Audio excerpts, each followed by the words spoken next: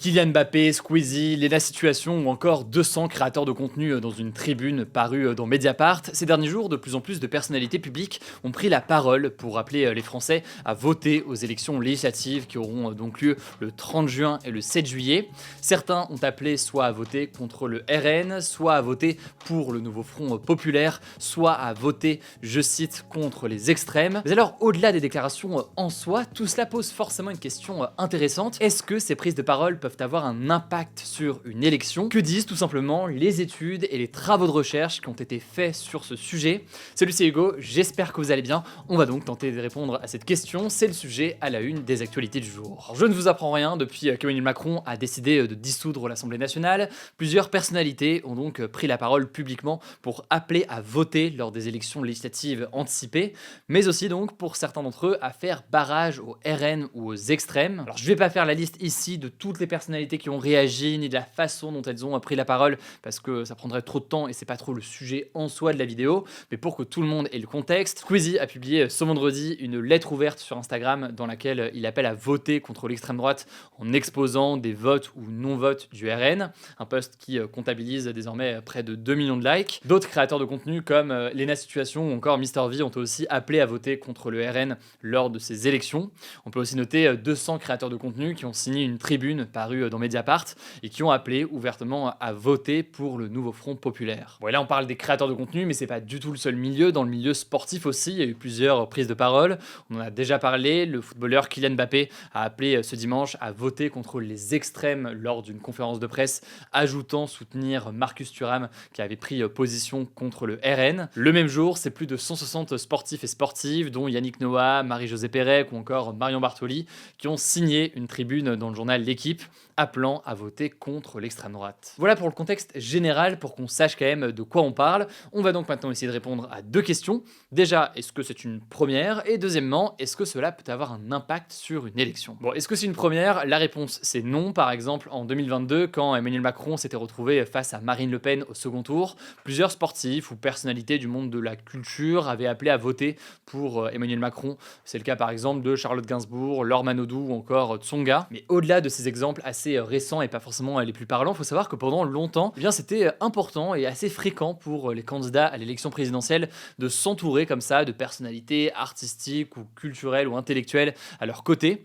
Par exemple, en 1981, on peut noter que l'ancien président Valéry Giscard d'Estaing avait fait un meeting en présence de pas mal de personnalités du moment, comme Louis de Funès, Alain Delon ou encore Mireille Mathieu. Certains estiment même que c'était encore plus présent à l'époque, ça l'était peut-être moins depuis quelques années, sauf là donc pour ces élections où on voit qu'il y a pas mal de prises de parole qui n'étaient pas forcément attendues. Mais alors, est-ce que ces prises de parole ont un impact sur une élection?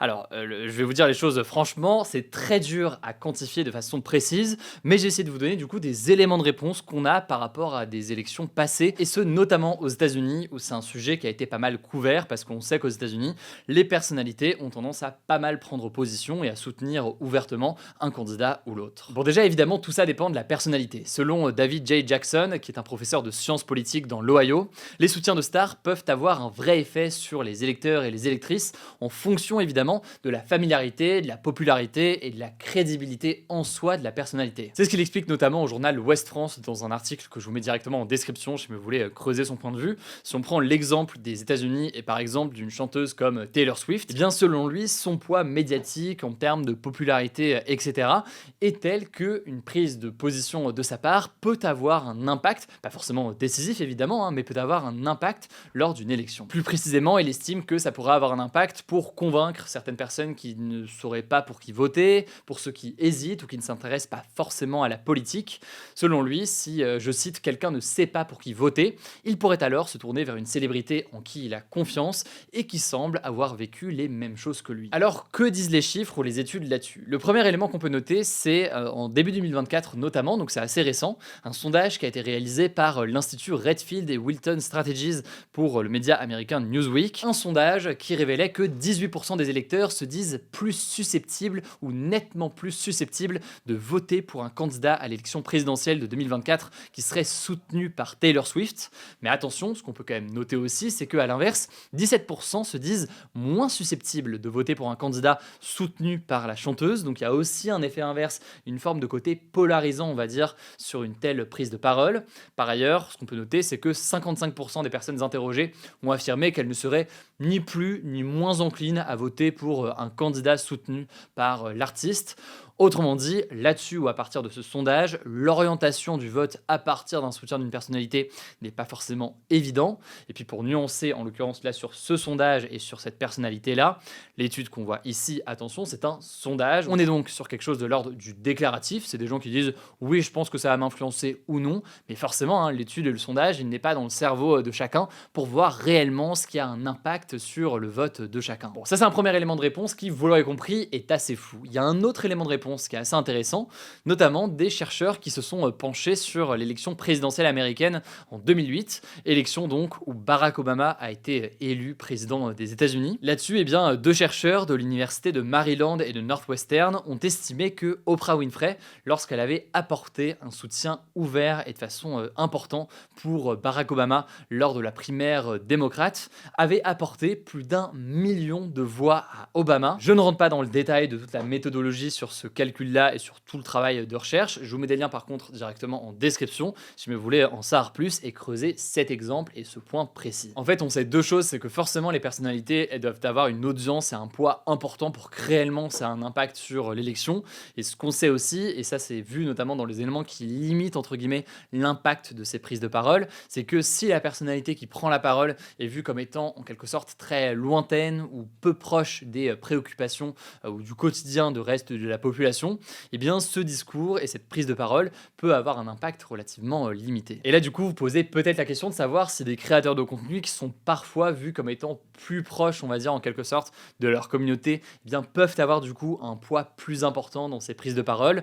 En l'occurrence, il faut être très honnête, aujourd'hui on n'a pas d'études sur la question des créateurs de contenu précisément, donc c'est très dur de voir, mais il y a un impact différent dans le cas des créateurs de contenu. Bon, sur l'orientation du vote donc c'est assez flou, on ne sait pas si ça fait changer en quelque sorte le vote de quelqu'un, mais au-delà de la question donc de pousser les électeurs à voter pour un candidat ou pour un autre, ce qui est sûr, là en l'occurrence on a des informations plus précises, c'est que les personnalités publiques, elles peuvent avoir un impact sur le nombre de votes en appelant à voter tout simplement. Par exemple, on peut noter que Taylor Swift avait déjà appelé sur Instagram à voter lors des prochaines élections, ça avait entraîné un pic de 35 000 personnes directement sur le site vote.org pour faciliter les inscriptions électorales.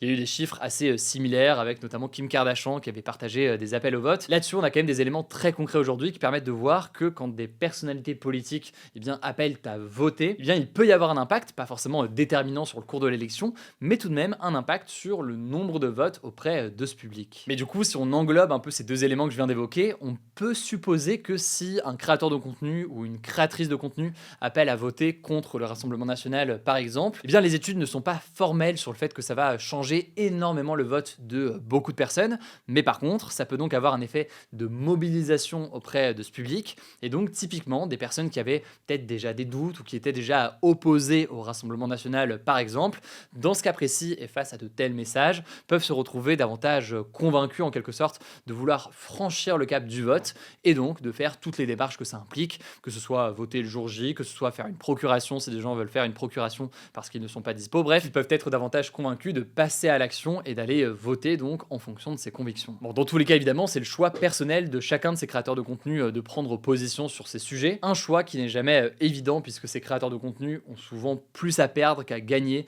d'un point de vue strictement personnel à prendre position sur des sujets politiques qui forcément ne plairont pas à tout leur public. Mais pour nuancer, évidemment, on est tous influencés, mais pas uniquement par des personnes qu'on va suivre sur les réseaux. On peut être aussi influencé évidemment par le milieu dans lequel on est, évidemment notre situation personnelle à un instant T, par ailleurs aussi la situation ou les discussions avec notre entourage proche, que ce soit notre famille, nos collègues, etc. Tout cela évidemment, notre milieu, notre éducation, d'où on est, etc. Ça a un impact évident sur notre vote. En tout cas, ça me semblait intéressant de creuser le sujet parce que vous avez été nombreux à poser la question. Si jamais vous voulez creuser tout ça avec donc des liens vers les travaux de recherche qu'on a pu voir, etc., je vous mets des liens directement en description. Je rappelle que pour suivre ces élections aussi dans les prochains jours, on en parle directement sur Instagram. Le nom du compte, c'est Hugo Décrypte. Si vous n'êtes pas encore abonné, je vous laisse avec Léa pour les actualités en bref et je reviens juste après. Merci Hugo et salut à tous. On commence avec cette actu. Le président russe Vladimir Poutine est actuellement en visite officielle en Corée du Nord. On en parlait hier et il a signé ce mercredi avec le leader nord-coréen Kim Jong-un un accord de partenariat stratégique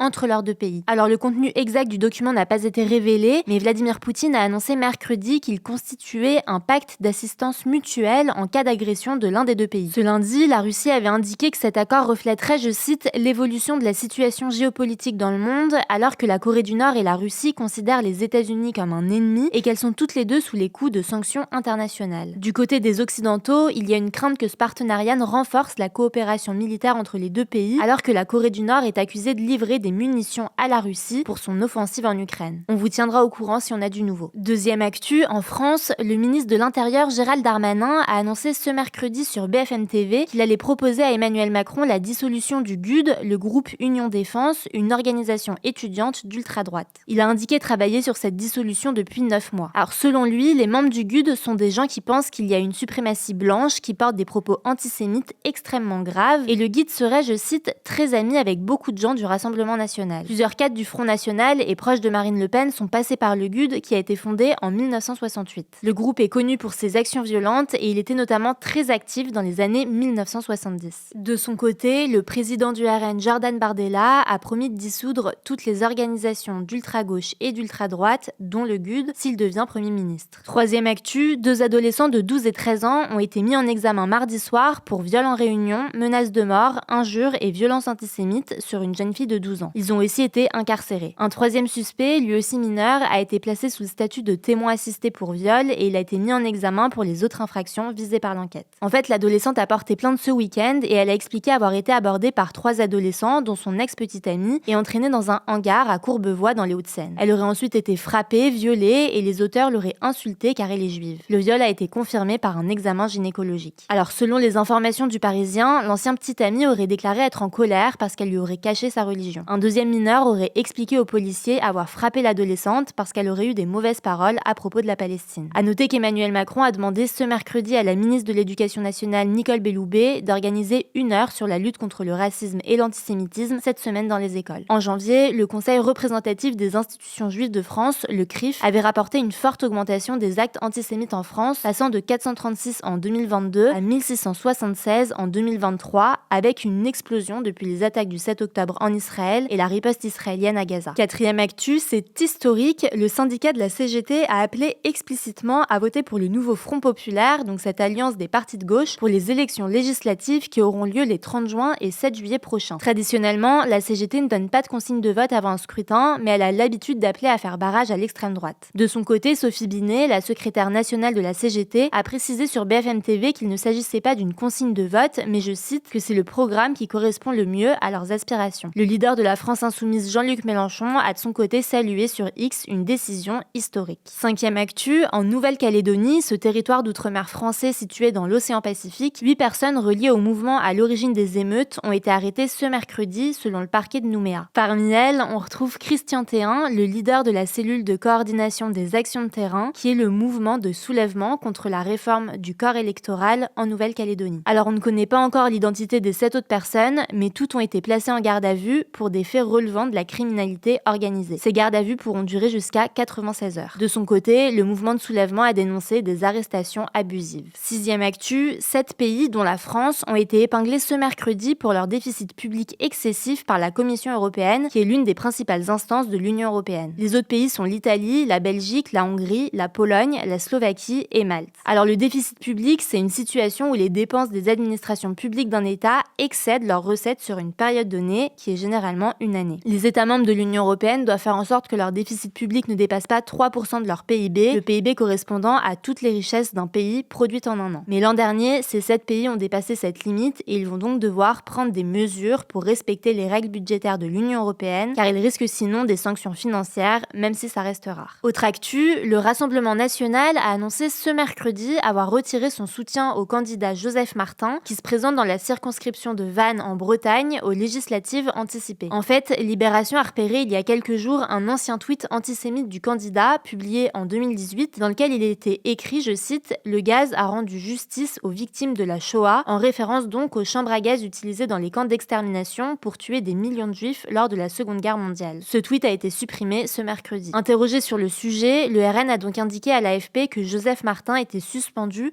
et qu'il serait convoqué en vue de son exclusion du parti. Il n'est cependant pas possible de retirer sa candidature. S'il est élu député, Joseph Joseph Martin ne siégera donc pas au sein du groupe RN. Et on finit avec cette info insolite. Au Royaume-Uni, un avatar généré par l'intelligence artificielle est candidat aux élections législatives qui se tiendront le 4 juillet. Ce candidat virtuel, il s'appelle Steve et il a été créé par Steve Endicott, un homme d'affaires de 59 ans qui dirige une société d'intelligence artificielle. Alors forcément, ce sera pas possible de rencontrer Steve lors de meetings, mais pour échanger avec lui, il est possible d'aller sur le site dédié à sa campagne et de cliquer sur l'option « Parler à » AI Steve. Sur le site, les contributeurs peuvent notamment attribuer une note de 1 à 10 à des propositions politiques. À noter que la commission électorale, qui est chargée de surveiller les scrutins, a déclaré qu'en cas de victoire de Steve, ce sera Steve Endicott en personne qui sera élu député et non son avatar. Merci beaucoup Léa pour ces actualités en bref. Alors pour tous les nouveaux, je tiens à rappeler que ce format des actus du jour est aussi disponible en version podcast. Je pense que vous le savez, ceux qui sont maintenant des habitués de ce format-là. Et donc en tapant Hugo Décrypte sur Spotify, Apple Podcast ou autre, vous allez pouvoir le retrouver. Pensez à vous abonner pour être sûr de pouvoir le suivre. N'hésitez pas, si vous avez des questions, prenez soin de vous, prenez soin de nos proches, et puis je vous dis à demain pour une nouvelle vidéo.